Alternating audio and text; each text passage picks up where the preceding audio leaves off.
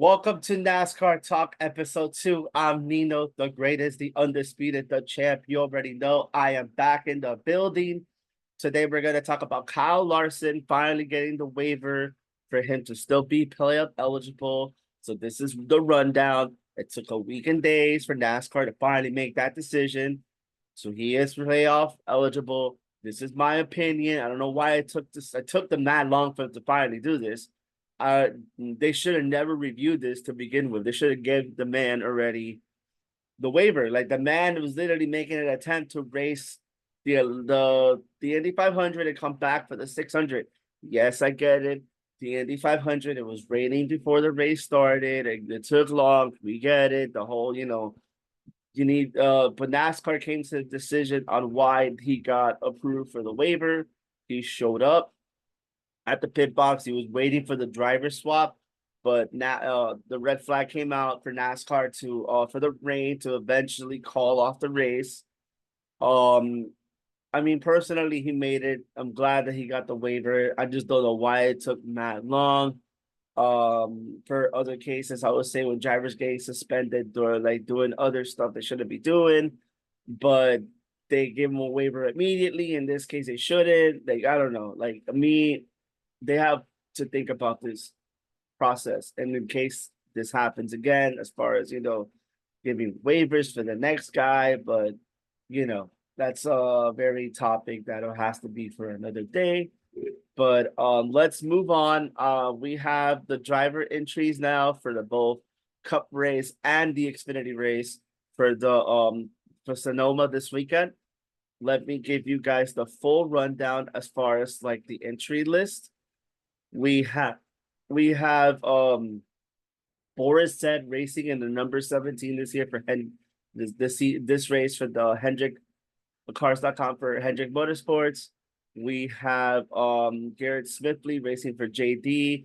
Thomas Aniuzian, I can't pronounce that name. I'm so sorry. He's racing number 6 for JD Sports as well. We got Brad Perez behind the wheel this weekend, also for SS Greenlight.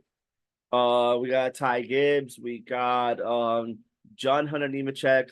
We got Ed Jones. We got who else we got here? Josh Belicki's gonna be racing in NB2 this weekend. And Preston Pardis will be racing the number 50 car for Pardis Racing.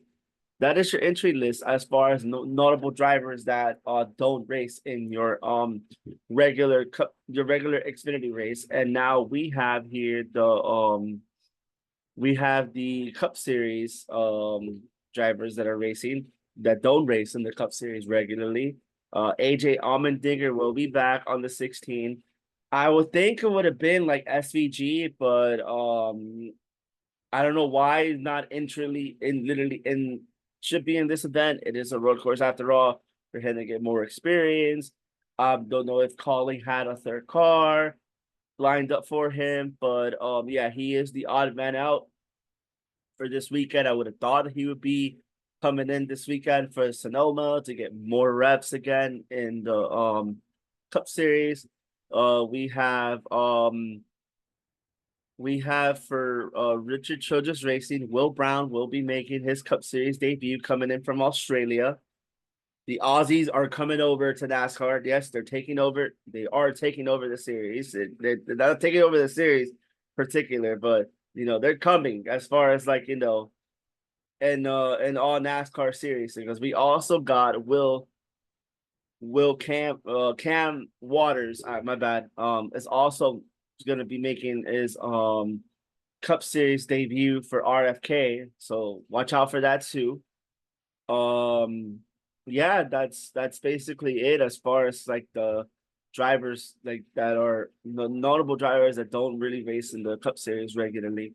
So this is my top 5 predictions as far as for like the Cup Series race for the prediction wise. I have Kyle Larson should definitely the favorite. Like it is his hometown track after all. Chase Elliott, I would say too, he is a road course racer after all.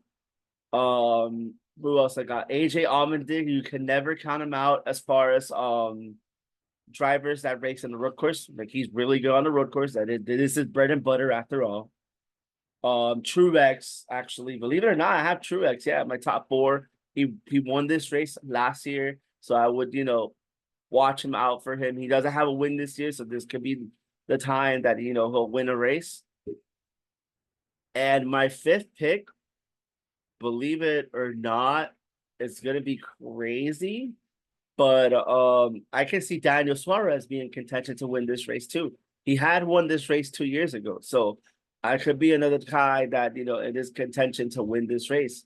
So we'll see how that goes. And as far as for the Xfinity series, I have AJ Allmendinger again as for top five drivers because again he is a road course racer as they're all. Shane SVG, I have SVG even though he won last week and there was another road course, but of course this is his bread and butter. I can see Ty Gibbs being there too, another favorite. He's I didn't put him in the Cup Series race because obviously there's more favorites. Like he's still his second year in Cup, but obviously he's racing in the Xfinity Series. He has won road courses before in the Xfinity Series, so that's my third. My fourth pick is Sam Mayer. Sam Mayer is becoming lately a road racer as well. And my fifth and final pick might surprise a lot of people. I mean, he has one road, same thing. I have Cole Custer maybe getting his first win this year.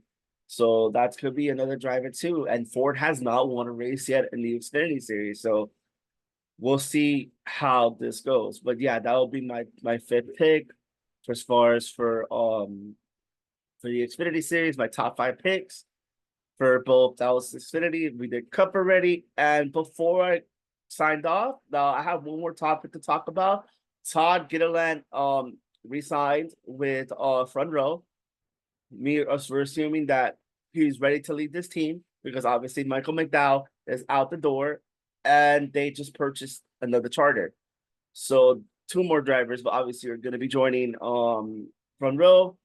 I have Cole Custer.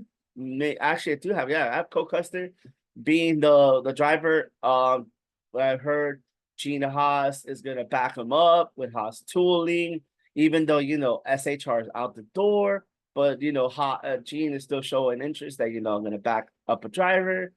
And lastly, but not least, as far as for the second seat, I have Josh Berry. I don't think Josh Berry will go anywhere else. He'll be in the Cup Series. Obviously, within Ford, he's still within Ford. Same thing with Custer.